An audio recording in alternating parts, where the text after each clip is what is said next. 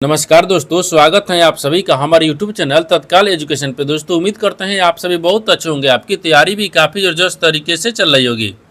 दोस्तों आज हम आप लोगों के लिए रीजनिंग के 15 अति महत्वपूर्ण प्रश्न के बारे में इस वीडियो में बताएंगे जो कि SSC, railway, group D, NTPC या किसी स्टेट एग्जाम की तैयारी कर रहे हैं। इस टाइप के प्रश्न हमेशा परीक्षाओं में पूछे जाएंगे। दोस्तों ये पार्ट नंबर कौन सा 86 है, पार्ट नंबर 85 नहीं देखें तो आप वीडियो सेक्शन में जाके देख सकते हैं। चलिए दोस्तों पहला प्रश्न देख लेते हैं। दोस्तों पहला प्रश्न है, इसमें देखिए नीचे दी गई श्रृंखला श्रेणी में प्रश्नार्थक चिन्ह के स्थान पर कौन सी संख्या आएगी। देखिए नीचे यहाँ पर आपको एक श्रृंखला दी है, इन श्रृंखला में बताना है कि इस प्रश्नार्थक के चिन्ह पर इन चार ऑप्शन में से कौन सी संख्या यहाँ पर भरा जाएगा। देखिए तो यहाँ पर सबसे पहले ध्यान से देखते हैं श्रृंखला किस प्रकार से चल रहा है। ठीक है, देखिए यहाँ पर क्या चल रहा है, 18 से क्या हो रहा है 27 हो रहा है, 27 ले यहाँ पर 46 हो रहा है, 46 ले 75 हो रहा है, 75 से 114 हो रहा है, 114 से आपको अगला संख्या ज्ञात करना है। देखिए इन श्रृंखला को ध्यान से देखने के बाद में हमको क्या दिख रहा है, हमको यही दिख रहा है कि 18 से 27 लिख रहा है, यानी 18 से 27 लिख रहा है तो 18 में अगर 9 को जोड़ देंगे 27 आ जाएगा, और 27 लिख क्या लिख रहे हैं 46 लिख रहा है, तो 27 में अगर यहाँ पर 19 को जोड़ देते हैं तो 46 आ जाएगा, और 46 लिख क्या लिख रहे हैं 75 लिख रहे हैं, तो 46 में अगर यहाँ पर 29 को जोड़ देंगे ना तो 75 आ जाएगा, और 75 से क्या लिख रहे हैं 114 लिख रहे हैं, तो 75 में यहाँ पर आपको 39 को जोड़ देंगे तो 114 आ जाएगा। तो 114 में कौन सी संख्या को जोड़ेंगे जो अगला संख्या ज्ञात होगा। उससे पहले एक बार नीचे ध्यान से देखिए 9 से क्या हो रहा है 19 हो रहा है, यहाँ पर आपको 10 को जोड़ रहा है। ठीक ना, अब देखिए 19 लिख क्या लिख रहा है 29 लिख रहा है, यहाँ पर आपको 10 को जोड़ रहा है। अब देखिए 29 लिख क्या लिख रहा है 39 लिख रहा है, इसमें भी आपको 10 को जोड़ रहा है। ठीक ना, उसी प्रकार से 39 में क्या करते हैं 10 को जोड़ देंगे, जब 39 में 10 को जोड़ देंगे तो यहाँ पर आपको 49 आ जाएगा। अब 49 को 114 में जोड़ देंगे, जब 49 को 114 में जोड़ेंगे 163 आ जाएगा, यानी इस प्रश्नार्थक के चिन्ह पर कौन सी संख्या भर जाएगा 163 हो गया। तो 163 को देखते हैं किस ऑप्शन में दिख रही है, तो ऑप्शन नंबर यहाँ पर आपको सी में दिख रहा है, यानी ऑप्शन नंबर सी आपका सही हो जाएगा। दोस्तों मैं उम्मीद करता हूँ इस प्रश्न को भी आप अच्छी तरह से समझ पाओगे। नेक्स्ट प्रश्न देख लेते हैं। दोस्तों दूसरा प्रश्न है, इसमें देखिए नीचे दिए गए विकल्पों में से संबंधित संख्या को चुनिए। देखिए नीचे यहाँ पर आपको एक संबंधित संख्या दिया है, यानी 42 जो है आपको 56 से समित है। ठीक उसी प्रकार से बताना है कि यहाँ पर आपको क्या दिख रहा है 110 जो है ना इस प्रश्नार्थक चिन्ह पर इन चार ऑप्शन में से किसे समित होगा। देखिए तो यहाँ पर सबसे पहले प्रश्न को समझते इसमें बोलकर है। ठीक है ना, देखिए यहाँ पर क्या बोल रहा है कि 42 में क्या करेंगे कि 56 आ जाएगा। उसी प्रकार से 110 को रखेंगे। ठीक है ना, देखिए अगर 56 लाने के लिए 42 में क्या करेंगे, अगर 8 को जोड़ देंगे कितना गया, ये आपको 50 आ गया, और फिर यहाँ पर 6 को जोड़ेंगे तो कितना गया, यानी इसका मतलब 14 हो गया है। यानी इसमें क्या करते हैं 14 को जोड़ेंगे, जब यहाँ पर 42 में 14 को जोड़ देते हैं तो कितना गया है, ये 56 आ जाएगा। उसी प्रकार से यहाँ पर भी क्या करते हैं 110 में अगर 14 को जोड़ते हैं कितना गया, यानी 4 एकम 4 आ गया, और 2 आ गया, 1 आ गया, यानी 124 आ गया। 124 से देखिए किस ऑप्शन में दिया है, नहीं दिया है, यानी इसका मतलब कि इस तरह से प्रश्न सोल्व नहीं किया जा सकता है। ठीक ना, इसमें थोड़ा सा लॉजिक लगाते हैं। देखिए इसमें लॉजिक कैसे लगेगा, यहाँ पर ध्यान से देखिए ये जो 42 है ना ये किन संख्याओं से मिलकर बन रहा है, तो 4 और 2 देखिएगा, लेकिन 4 दूनी का 8 ये भी नहीं हो रहा है। देखिए ना ये 42 कैसे आ रहा है ना, देखिए 7 गुने यानी 6 लिखेंगे, 6 7 42 आता है। ठीक है ना, उसी प्रकार से देखिए यहाँ पर आपको 56 लिख रहा है, तो 56 कैसे होता है 7 8 56, 7 8 56 हो गया है। देखिए 6 से क्या लिख रहा है, ये 8 लिख रहा है, यानी इसमें 2 जुड़ रहा है। ठीक है ना, उसी प्रकार से देखिए यहाँ पर 10 110 लिख रहा है, तो 110 कैसे होगा, तो यहाँ पर 11 और गुने यहाँ पर 10 हो जाएगा, नहीं ये आपको 10 और 11, हाँ ठीक है, जिस मान लीजिए इसी को रखते हैं। ठीक ना, तो 10 11, ठीक है, छोटा सा संख्या पहले आ गया, बड़ी संख्या है, हाँ देखिए 10 हो गया। ठीक है ना, अब देखिए यहाँ पर आपको 10 आ गया, तो 10 ले क्या लिखेंगे 2 को जोड़ देंगे, जब 10 में 2 को जोड़ेंगे, यहाँ पर 10 में 2 जोड़ देना है तो कितना आ जाएगा, ये 11 के 11 रह जाएगा, लेकिन यहाँ पर आपको 12 आ जाएगा। ठीक है ना, और इसको थोड़ा सा हटाना पड़ेगा, इसको क्या करना है, देखिए इसको ऐसे रखेंगे, यहीं पर रखिए। देखिए अगर मान लीजिए ये 11 दिख रहा है, फिर गुना कितना आ गया, ये 12 आ जाएगा। ठीक है ना, 10 ले 12 हो गया, अब इसको जोड़ेंगे तो 12 हो गया, अब इसको गुना करेंगे तो देखिए तो यहाँ पर कितना आ जाएगा, ये 132 आ जाएगा। देखिए 11 को 12 को आपस में गुना करेंगे तो 132 आ जाएगा, यानी इस प्रश्नार्थक चिन्ह पर कौन सा संख्या बढ़ जाएगा 132 हो गया। तो 132 को देखते हैं किस ऑप्शन में दिख रही है, तो ऑप्शन नंबर यहाँ पर आपको ए में दिख रहा है, यानी ऑप्शन नंबर ए आपका सही हो जाएगा। दोस्तों मैं उम्मीद करता हूँ इस प्रश्न को भी आप अच्छी तरह से समझ पाओगे। नेक्स्ट प्रश्न देख लेते हैं। दोस्तों तीसरा प्रश्न है, इसमें देखिए दर्पण को नीचे दर्शाए अनुसार एमेन पर रखे जाने पर दिए गए संयोजन के सही दर्पण प्रतिबिंब का चयन कीजिए। देखिए यहाँ पर सबसे पहले प्रश्न को समझते इसमें बोलकर है। ठीक है ना, देखिए यहाँ पर क्या बोल रहा है, ये बोल रहा है कि नीचे यहाँ पर आपको एक दर्पण रखा है, मान लीजिए क्या है चित्र है। इन चित्र को इस दर्पण में जब देखेंगे ना तो किस प्रकार से दिखेगा आपको इसी को बताना है। देखिए तो यहाँ पर क्या करिएगा, वीडियो को रोककर खुद अपने आप से बनाने का कोशिश करिएगा और 15 प्रश्न में से अपने कितने प्रश्न सही किए वीडियो को लास्ट में कमेंट में जरूर बताइएगा। और इस चैनल पर पहली बार आए तो चैनल को सब्सक्राइब कर बेल आइकन घंटी को प्रेस जरूर कर लीजिए, क्योंकि सबसे पहले इस तरह क्लास आपको मिलता रहे। देखिए तो यहाँ पर आपको बोला क्या है, ये बोल रहा है कि दर्पण को नीचे दर्शाए अनुसार mn पर रखा जाने पर दिए गए संयोजन का सही दर्पण प्रतिबिंब चुनिए। ठीक है ना। और इसे कहने का मतलब है कि इस यहाँ पर आपको क्या दिए, एक यहाँ पर आपको ये संयोजन दिया गया है। इन संयोजन को जब इस हम दर्पण में देखेंगे ना, ठीक है, तो कैसे दिखेगा आपको इसी को बताना है। देखिए अगर इसको हम इस दर्पण में देखेंगे तो यहाँ पर 3 ऐसे आ जाएगा, ये 2 को देखेंगे तो देखिए ना, और 2 आपको ऐसे आ जाएगा। ठीक है। और उसके बाद में m को देखेंगे तो इस प्रकार से दिखेगा, 8 को तो उसी प्रकार से दिखेगा। अगर k को देखेंगे तो देखिए ऐसे दिख जाएगा। ठीक है ना। और 9 को देखेंगे तो ऐसे दिख जाएगा, ये 9 हो गया। फिर 8 को देखेंगे, सॉरी एंड को देखेंगे, एंड ऐसे दिख जाएगा। ठीक ना। देखिए इस तरह का आकृति जो है ना, इस वास्तविक आकृति हो गया। इसी आकृति को हम जब इस दर्पण में देखेंगे इस तरह से दिखेगा। इस तरह का आकृति देखिए ना किस ऑप्शन में दिख रही है। ठीक ना। देखिए 3 m k 9 8, देखिए ये आपको क्या लिख रहे हैं, ये सीधा लग है, यानी दिख रहा है सब में, लेकिन ये सीधा दिख रहा है। हमको उल्टा देखना चाहिए, ये नहीं हो रहा है। ठीक ना। अगर बी को देखते हैं, ठीक है ना, तो बी को देखते हैं तो यहाँ पर बी में क्या दिख रहा है, यानी 3 दिख रहा है, 2 दिख रहा है, एम दिख रहा है, के दिख रहा है, फिर यहाँ पर 8 दिख रहा है, 9 दिख रहा है, 8 दिख रहा है। हाँ, ऑप्शन नंबर बी में दिख रहा है, यानी ऑप्शन नंबर बी आपका सही हो जाएगा। दोस्तों मैं उम्मीद करता हूँ इस प्रश्न को भी आप अच्छे तरह से समझ पाओगे। नेक्स्ट प्रश्न देख लेते हैं। दोस्तों 4 नंबर प्रश्न है, इसमें देखिए किसी निश्चित कुट भाषा में यानी TAME को यहाँ पर 53 12 के रूप में कुटबद्ध किया गया है और यहाँ पर MALE को 16 32 के रूप में कुटबद्ध किया गया है। तो दी गई कुट भाषा में एल के लिए कुट क्या होगा। देखिए यहाँ पर सबसे पहले प्रश्न को समझते इसमें बोलकर है। ठीक है ना। देखिए यहाँ पर क्या बोल रहा है, यहाँ पर बोल रहा है कि देखिए किसी निश्चित कुट भाषा दिया है, इसमें यहाँ पर TAME यानी टेम, ठीक है ना, यानी टाइम लिख रहा है। और टेम को यहाँ पर क्या लिख रहा है, टाइम को यहाँ पर क्या लिख रहा है, और 53 और 12 के रूप में लिख देता है। उसी कुट भाषा में यहाँ पर देखिए, उसी कुट भाषा में यानी मेल को क्या लिख रहा है, यहाँ पर आपको 16 और 32 लिख रहा है। उसी कुट भाषा में बताना है कि यहाँ पर एल को कैसे लिखा जाएगा। तो सबसे पहले देखिए यहाँ पर लिखते हैं TAME, ठीक है ना, इसको क्या लिख रहा है, तो 53 और 12 लिख रहा है। उसी कुट भाषा में देखिए ना MA, ठीक है ना, LE को यहाँ पर क्या लिख रहा है, ये 16 और 32 लिख रहा है। उसी कुट भाषा में बताना है कि एल को कैसे लिखा जाएगा। देखिए इस तरह के सवाल में क्या होता है ना, इस तरह के सवाल में देखिए यहाँ पर आपको क्या दिख रहा है, ये अक्षर दिख रहा है, यहाँ पर क्या दिख रहा है, ये संख्या दिख रहा है। अक्षर को अक्षर में कौन मिलाएंगे और संख्या को संख्या में कौन मिलाएंगे, जो आपको कॉमन मिल जाएगा वही आपको आंसर होगा। जैसे ध्यान से देखिए यहाँ पर आपको क्या दिख रहा है, ए दिख रहा है, इसमें भी ए दिख रहा है, इसमें यहाँ पर आपको एम दिख रहा है, इसमें भी एम दिख रहा है, इसमें ई दिख रहा है, इसमें ई दिख रहा है। तो यहाँ पर कॉमन क्या दिख रहा है, इसमें आपको एल हो गया, इसमें यहाँ पर आपको टी आ गया है। ठीक है। उसी प्रकार से संख्या में आप कॉमन रखते हैं। देखिए संख्या में यहाँ पर क्या दिख रहा है, 3 दिख रहा है, तो 3 हो गया। 1 दिख रहा है तो 1 हो गया। 2 दिख रहा है तो 2 हो गया। इसमें देखिए 6 हो गया, इसमें देखिए 5 हो गया। यानी आपसे पूछा क्या, एल का पूछा है, तो एल का कुट क्या हो जाएगा, 6 हो जाएगा। यहाँ पर 6 हो गया। तो 6 को देखते हैं किस ऑप्शन में दिख रही है, तो ऑप्शन नंबर किस में दिख रहा है, ऑप्शन नंबर यहाँ पर आपको बी में दिख रहा है, यानी ऑप्शन नंबर बी आपका सही हो जाएगा। दोस्तों मैं उम्मीद करता हूँ इस प्रश्न को भी आप अच्छी तरह से समझ पाओगे। नेक्स्ट प्रश्न देख लेते हैं।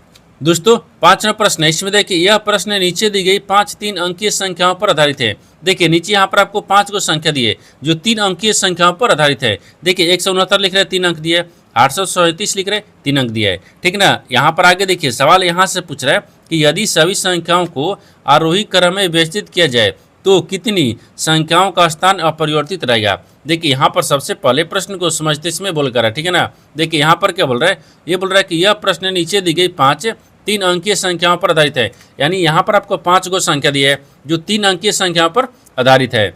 देखिए यहाँ पर आपको 169 लिख रहा है, 3 हो गया, ये भी 837, 576, 268 और 715, ये तीनों आपको 5 को संख्या दी है जो 3 अंकीय संख्याओं पर आधारित है। ठीक है ना। अब इसको बोल रहा है कि इसको देखिए सवाल पूछा यहाँ से ना कि यदि सभी संख्याओं को आरोही क्रम में व्यवस्थित किया जाए, यानी इसको आरोही क्रम में व्यवस्थित करेंगे। व्यवस्थित करने के बाद में बोल रहा है कि कितनी संख्याओं का स्थान जो ना वो अपरिवर्तित रहेगा। तो देखिए ना इसको आरोही क्रम में सजाते हैं। ठीक है ना। तो यहाँ पर लिख लें आरोही, देखिए आरोही हो गया। ठीक है ना, आरोही क्रम हो गया। तब आरोही क्रम में सबसे पहले क्या करते हैं, देखिए तो 169 आएगा, सबसे पहले 169 आएगा।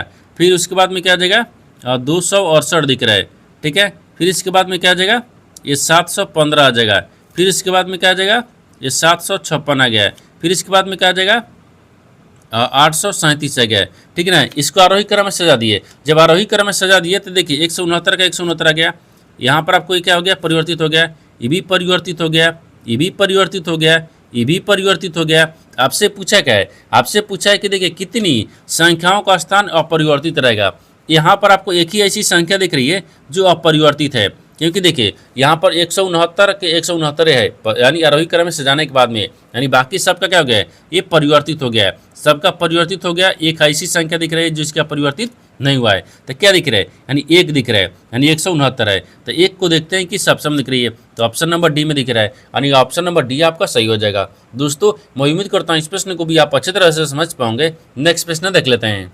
दोस्तों 6वां प्रश्न है, इसमें देखिए निम्नलिखित संख्या प्रत्येक श्रृंखला का संदर्भ ले और प्रश्न का उत्तर दे। गिनती केवल बाएं से दाएं की जानी चाहिए। देखिए यहाँ पर आपको एक श्रृंखला दिया है, इन श्रृंखला में आपको बताना क्या है, बोल रहा है कि देखिए ऐसे बोल रहा है कि ऐसे कितने प्रतीक हैं जिनमें से प्रत्येक के ठीक पहले एक अन्य प्रतीक हैं तथा ठीक बाद भी एक प्रतीक अन्य प्रतीक हैं। देखिए यानी इसका कहने का मतलब क्या दिख रहा है, पहले प्रश्न समझिए इसमें बोल कर, ठीक है ना। ये बोल रहा है कि निम्नलिखित संख्या प्रत्येक श्रृंखला का संदर्भ ले और नीचे दिए गए प्रश्न का उत्तर देना है। ये बताना है कि केवल गिनती केवल दाएं से बाएं की जानी चाहिए, ठीक है ना। देखिए यानी इसका कहने का मतलब होगा कि यहाँ पर आपको एक श्रृंखला दी है, इन श्रृंखला में आपको बताना क्या है। सवाल देखिए यहाँ से पूछा है, यानी ऐसे कितने प्रतीक हैं, तो यहाँ पर प्रतीक को रखते हैं, प्रतीक है, यानी इसमें ऐसे कितने प्रतीक दिख रहे हैं, ठीक है ना। और जिनमें से प्रत्येक के ठीक पहले एक अन्य प्रतीक है, फिर इसके पहले भी क्या होना चाहिए, एक प्रतीक होना चाहिए, ठीक बोल रहा है कि तथा ठीक बाद भी एक अन्य प्रतीक है, बाद में भी क्या दिख रहा है, एक प्रतीक दिख रहा है,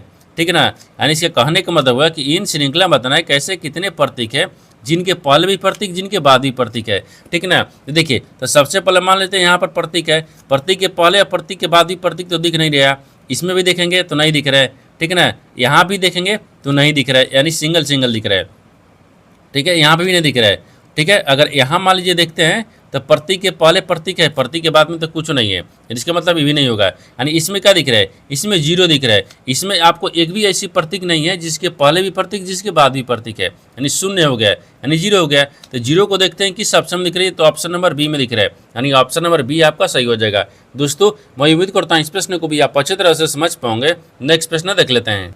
दोस्तों 7वां प्रश्न है, इसमें देखिए नीचे दिए गए विकल्पों में से संबंधित शब्द को चुनिए। देखिए नीचे यहाँ पर आपको एक संबंधित शब्द दिया है, यानी बर्फ जो है शीतलता से समित है, ठीक उसी प्रकार से बताना है कि पृथ्वी जो है प्रश्नवाचक चिन्ह पर इन 4 ऑप्शन में से किसे समित होगा।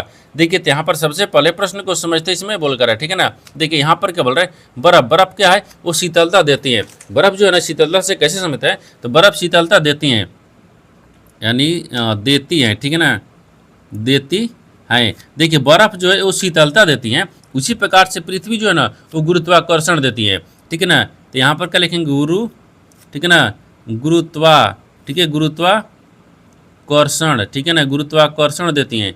देखिए जिस प्रकार से देती हैं, ठीक है, और देती हैं, जिस प्रकार से बर्फ जो है ना, बर्फ वो शीतलता देती हैं, उसी प्रकार से पृथ्वी जो है ना वो गुरुत्वाकर्षण देती है। तो गुरुत्वाकर्षण भरा जाएगा। तो गुरुत्वाकर्षण को देखते हैं किस ऑप्शन में दिख रही है, तो ऑप्शन नंबर यहाँ पर आपको बी में दिख रहा है, यानी ऑप्शन नंबर बी आपका सही हो जाएगा। दोस्तों मैं उम्मीद करता हूँ इस प्रश्न को भी आप अच्छी तरह से समझ पाओगे। नेक्स्ट प्रश्न देख लेते हैं। दोस्तों 8वां प्रश्न है, इसमें देखिए 7 मित्र QRST WXY एक गोल मेज परित उसके केंद्र की ओर अभिमुख होकर बैठे हुए हैं। यानी देखिए X Q के बाएं से तीसरे स्थान पर बैठा है, यानी R T के बाएं से तीसरे स्थान पर बैठा है, यानी X के दाईं ओर, देखिए X के दाईं ओर से गिनने पर X और S के बीच में केवल 4 व्यक्ति बैठे हैं, ठीक है। और S और Q दोनों का निकटतम पड़ोसी W है, ठीक है ना। तो Y के बाएं से गिनने पर Y और W के बीच में कितने व्यक्ति बैठे हुए हैं, ठीक है। देखिए यहाँ पर सबसे पहले प्रश्न को समझते इसमें बोल कर है, ठीक है ना। देखिए यहाँ पर क्या बोल रहा है, ये बोल रहा है कि 7 मित्र हैं, ठीक है, जो यहाँ पर QRST है, लेकिन WXY भी है, ठीक है ना। एक गोल मेज परित उसके केंद्र की ओर अभिमुख होकर बैठे हुए हैं। तो सबसे पहले यहाँ पर गोल मेज को रखते हैं, ठीक है। ये हो गया 7 व्यक्ति है, तो 2 2 4 और 2 6 1 7 दिख रहा है, ये 7 व्यक्ति हो गया। सभी केंद्र की तरफ मुंह करके बैठे हुए हैं, ठीक है, अंदर की तरफ। बोल रहा है कि X Q के बाएं से तीसरे स्थान में बैठा है, लेकिन X जो है ना, X देखिए यहाँ पर क्यू के बाएं से तीसरे स्थान पर बैठा है, तो क्यू को रखते हैं, क्यू के बाएं से तीसरे स्थान पर कौन बैठा है, एस बैठा है। ठीक है, अगर इधर से देखेंगे आगे, देखिए आगे बोल रहा है कि आर टी के बाएं से तीसरा स्थान बैठा है, लेकिन आर है ना, आर वो टी के बाएं से, तो मान लीजिए टी को यहाँ रखते हैं, तो टी के बाएं से आर कितने दिख रहे हैं, तीसरे स्थान पर, तो आर को यहाँ पर रखते हैं 1 2 तीसरा स्थान पर। ठीक है, आगे देखिए आगे बोल रहा है कि एक्स के और दाएं, एक्स के दाएं से गिनने पर, एक्स के दाहिने पर गिनने पर, ओ एक्स को दाहिने पर, देखिए एस जो है ना, हम आपको एस कहाँ लिखे हैं, एस आपको यहाँ पर लिख दें ना। देखिए यहाँ पर आप क्या दिख रहा है, नहीं देखिए फिर से समझिए, यहाँ पर क्या दिख रहा है, यहाँ पर आपको बोल रहा है कि एक्स क्यू के बाएं तीसरे स्थान पर है, तो एक्स जो है ना, एक्स दिख रहा है ना, हाँ एक्स के बाएं तीसरे स्थान पर, तो एक्स को यहाँ पर रखेंगे ना, एक्स है, ठीक है ना, एक्स हो गया। और ठीक है, आगे बोल रहा है कि आर के, देखिए आर टी के बाएं से तीसरा स्थान पर है, तो टी के बाएं से तीसरा स्थान पर, तो टी दिख रहा है, इसके बाएं से तीसरा स्थान पर आर दिख रहा है। ठीक है, आर हो गया। आगे देखिए आगे बोल रहा है कि एक्स के दाएं, ठीक है ना, एक्स के दाहिने से गिनने पर एक्स और एस के बीच में यानी केवल 4 व्यक्ति बैठे हैं, तो एक्स के दाहिने से, एक्स के दाहिने इधर हो गया है, एक्स के दाहिने से, तो यहाँ पर एस रखते हैं, एक्स और एक्स के बीच में 4 व्यक्ति बैठे हैं, 1 2 3 4, हाँ 4 व्यक्ति बैठा हुआ है। आगे बोल रहा है कि एस और क्यू दोनों का निकटतम पड़ोसी डब्ल्यू है, एक्स है और क्यू इन दोनों का निकटतम पड़ोसी कौन है, डब्ल्यू है, दोनों का डब्ल्यू हो गया। आगे देखिए आगे बोल रहा है कि वाई के बाएं से गिनने पर, तो वाई को यहाँ पर रखते हैं, वाई के बाएं से गिनने पर यानी वाई और डब्ल्यू के बीच में कितने व्यक्ति बैठे हैं, तो वाई के बाएं से, तो बाएं इधर आते हैं, ठीक है ना, वाई के बाएं से वाई और डब्ल्यू के बीच में, देखिए वाई हो गया और डब्ल्यू हो गया, ठीक है ना, इन दोनों के बीच में बोल रहा है कि कितने लोग बैठे हैं। ठीक है, देखिए तो 1 2 3, यहाँ पर आपको 3 लोग बैठे हैं, तो 3 को देखते हैं किस ऑप्शन में दिख रही है, तो ऑप्शन नंबर किस में दिख रहा है, तो ऑप्शन नंबर यहाँ पर आपको बी में दिख रहा है, यानी ऑप्शन नंबर बी आपका सही हो जाएगा। दोस्तों मैं उम्मीद करता हूँ इस प्रश्न को भी आप अच्छी तरह से समझ पाओगे। नेक्स्ट प्रश्न देख लेते हैं। दोस्तों 9वां प्रश्न है, इसमें देखिए उस विनारेख का चयन करें जो दिए गए वर्गों के बीच संबंध को सर्वोत्तम रूप से दर्शाता है। देखिए नीचे यहाँ पर आपको 3 शब्द दिया है, इन तीनों शब्द को बताना है कि आपस में कैसे संबंधित है और इन 4 वेन डायग्राम में से कौन सा वेन डायग्राम बनेगा। देखिए तो यहाँ पर सबसे पहले ध्यान से देखते हैं कि तीनों शब्द में से कॉमन कौन सा मिल रहा है। ठीक है, देखिए यहाँ पर आपको संगीत दिख रहा है, गायक दिख रहा है और लेखक दिख रहा है। तो मान लीजिए सबसे पहले क्या दिख रहा है, लेखक दिख रहा है, ठीक है ना, इसको कुछ लेखक क्या होता है, गायक होता है, और कुछ गायक क्या होता है, संगीत होते हैं, और कुछ संगीत क्या होता है, गायक होता है, और कुछ गायक भी आपको लेखक भी होता है। जैसे देखिए यहाँ पर सबसे कॉमन क्या रखते हैं, और गायक रखते हैं, ठीक है ना, एक गायक हो गया है। कुछ गायक क्या होता है, लेखक भी होता है, कुछ गायक लेखक भी होता है ना, यानी लेखक, ठीक है, लेखक। कुछ गायक क्या होता है, लेखक होता है, और कुछ लेखक और कुछ गायक भी क्या होता है, संगीत होता है।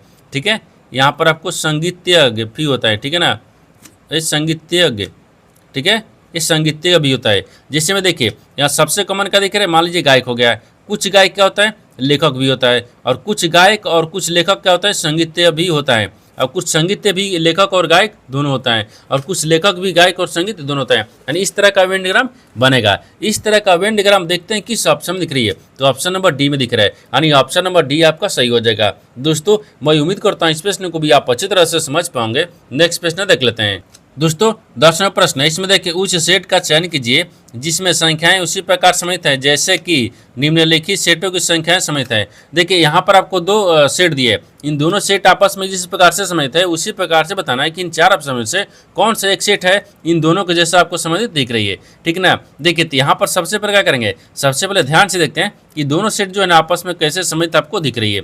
ठीक है, देखिए यहाँ पर मान लीजिए इसको रखते हैं, तो यहाँ पर आपको क्या दिख रहा है, 4 दिख रहा है, और ठीक है ना यहाँ पर 5 दिख रहा है, फिर यहाँ पर 11 दिख रहा है, ये आपस में कैसे दिख रहा है। ठीक है ना, देखिए तो यहाँ पर आपको क्या रखते हैं, ये 4 हो गया है, और फिर प्लस में क्या करते हैं 11 को, और बटा में 3 से भाग करते हैं क्योंकि 3 संख्या दिए तो 3 को रखते हैं। अब देखिए इसमें देख रहे हैं कि 4 और इसको जोड़ेंगे तो कितना गया, 15 गया, 15 में 3 से भाग करेंगे तो 5 3 15 गया, यानी 5 आ गया, यानी इसके मतलब कि बीच वाली संख्या गया है। देखिए उसी प्रकार से दूसरा में रखते हैं, क्या दिख रहा है, यहाँ पर आपको 8 दिख रहा है, फिर 6 दिख रहा है, फिर 10 दिख रहा है। ठीक ना, अब देखिए इन दोनों को क्या करेंगे, आपस में जोड़ेंगे क्योंकि 8 को और 10 को आपस में जोड़ लेंगे, और 3 से भाग करेंगे क्योंकि 3 संख्या दिए थे, 3 से भाग करेंगे तो जोड़ेंगे तो कितना गया, ये 18 आ गया।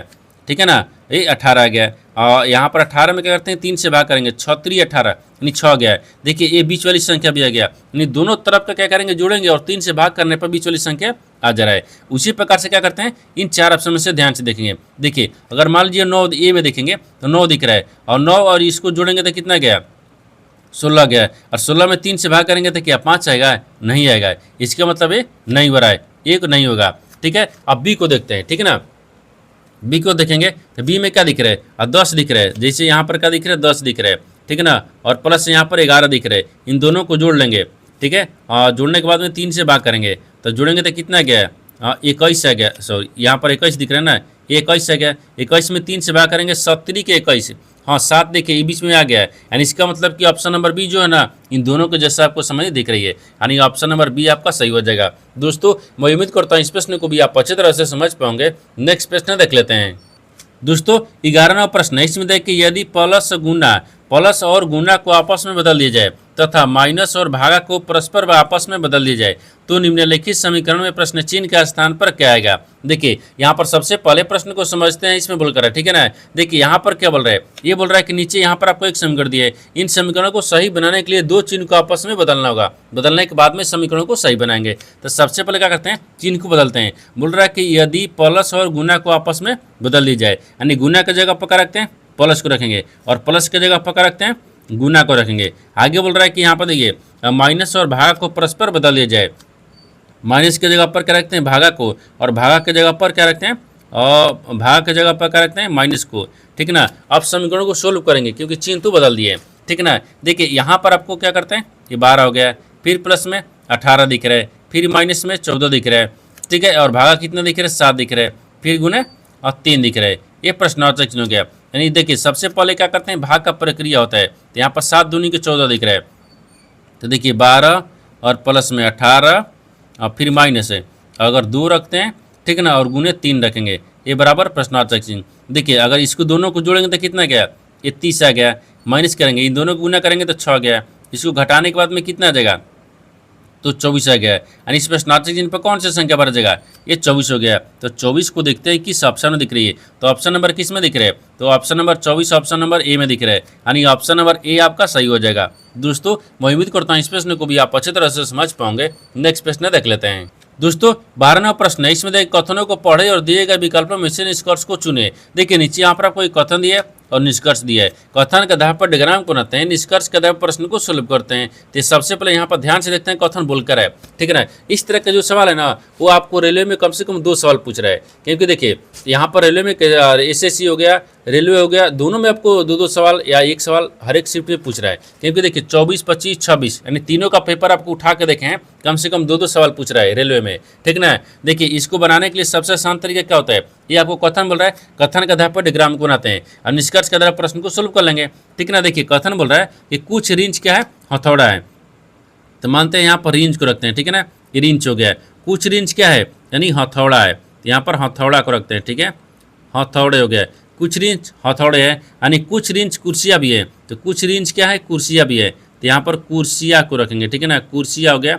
कुछ रेंज क्या है, एक कुर्सियाँ है। आगे बोल रहा है कि कुछ हथौड़े चुंबक है, तो कुछ जो हथौड़ा है ना वो चुंबक है, ठीक है ना, ये चुंबक है। ये तो कथन बोल रहा है, कथन के आधार पर डिग्राम को बना दिए, लेकिन निष्कर्ष क्या बोल रहा है, इसके आधार पर ही प्रश्न को सोल्व करेंगे। देखिए निष्कर्ष क्या बोल रहा है, निष्कर्ष देखिए पहला बोल रहा है कि कुछ रेंज चुंबक हैं, तो कुछ जो देखिए ये रेंज है, क्या कुछ रेंज यहाँ पर आपको चुंबक दिख रहा है, नहीं दिख रहा है, यानी इसका मतलब ये गलत बोल रहा है, ठीक है ना। दूसरा देखिए, दूसरा बोल रहा है कि कुछ हथौड़े कुर्सियाँ हैं, तो कुछ जो है हथौड़े, ये हथौड़ा दिख रहा है, क्या कुछ हथौड़े यहाँ पर कुर्सियाँ दिख रहा है, नहीं दिख रहा है, ये भी आपको गलत बोल रहा है। न तो 1 होगा न तो 2 होगा, निष्कर्ष कौन दिख रहा है, तो निष्कर्ष ऑप्शन नंबर ए में दिख रहा है। न तो निष्कर्ष 1 और न ही 2 का अनुसरण करता है, यानी ऑप्शन नंबर ए आपका सही हो जाएगा। दोस्तों मैं उम्मीद करता हूँ इस प्रश्न को भी आप अच्छी तरह से समझ पाओगे। नेक्स्ट प्रश्न देख लेते हैं।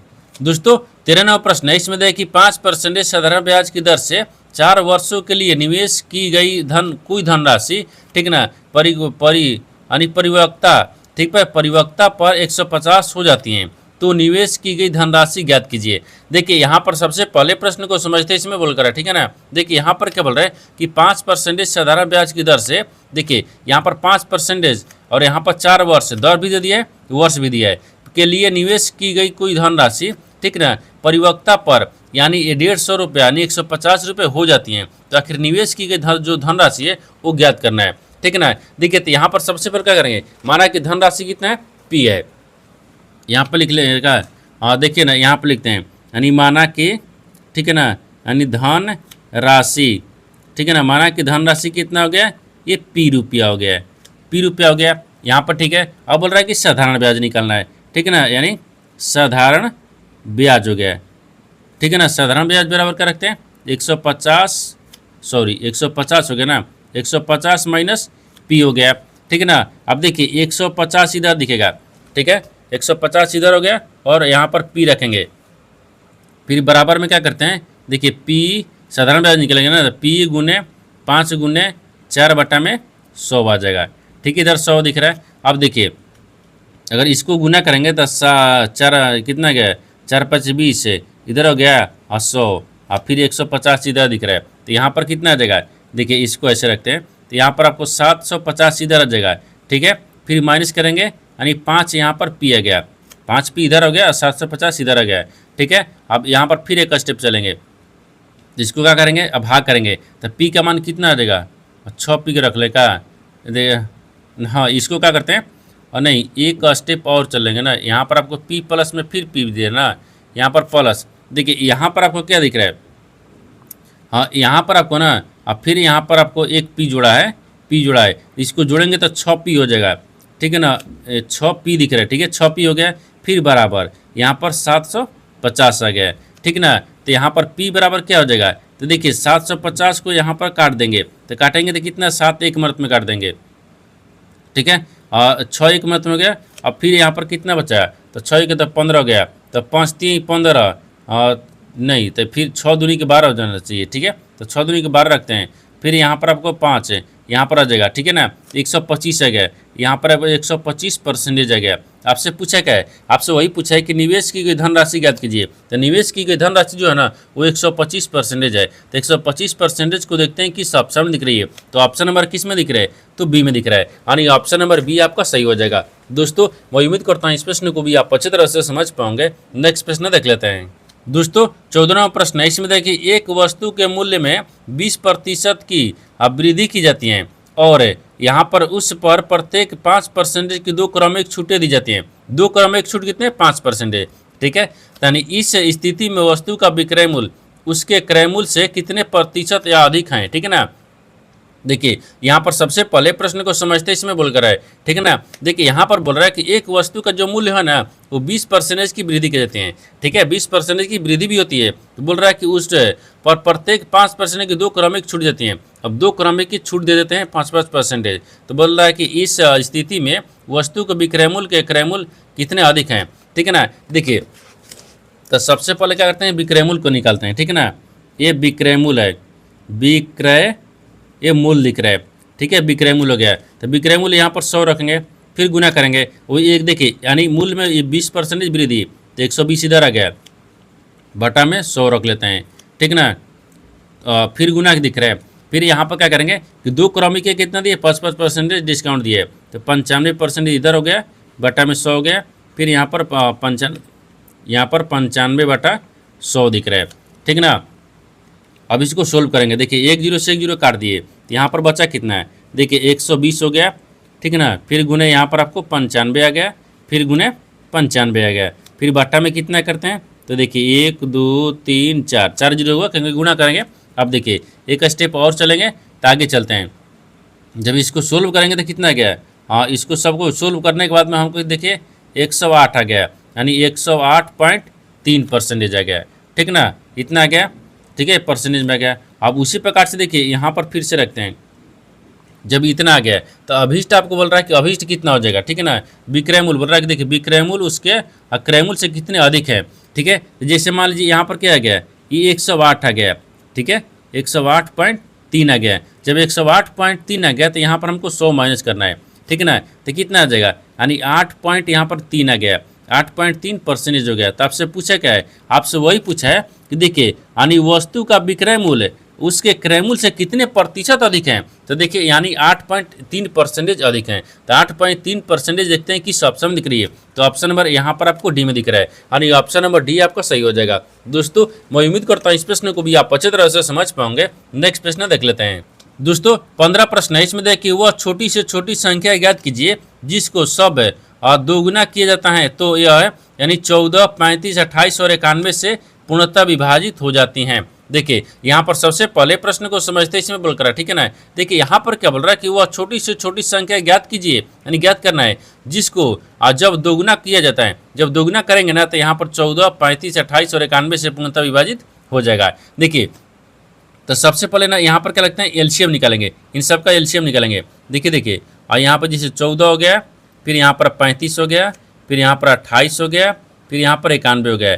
इन सब का क्या निकालेंगे एलसीएम यानी लॉसन निकालेंगे। देखिए 2 से भाग करेंगे और 2 से एलसीएम निकालेंगे तो 7 दूनी के 14 हो गया, और फिर यहाँ पर 35 आ जाएगा, इन 14 दूनी के 28 हो गया, ये 91 दिख रहा है, ठीक है ना। अगर मान लीजिए फिर 7 से चलते हैं, 7 से 7 एक मर्त में 7 5 से 35, 7 दूनी के 14, 13 7 91, ठीक है ना। अभी और चलेगा नहीं चलेगा, अगर 5 ले करेंगे तो क्या आएगा, 13 से करेंगे तो क्या आएगा, ठीक है ना। अभी सबको गुना करेंगे, जैसे देखिए यहाँ पर 2 हो गया फिर गुना, और 7 हो गया फिर गुना, 1 हो गया फिर गुना, 5 आ गया फिर गुना, 2 फिर गुना यानी 13। इन सबको क्या करेंगे, देखिए इन सबको गुना किए, जब सबको गुना करेंगे ना तो कितना आ जाएगा, गुना करने के बाद में यहाँ पर 1820 आ गया, ठीक है 1820 आ गया।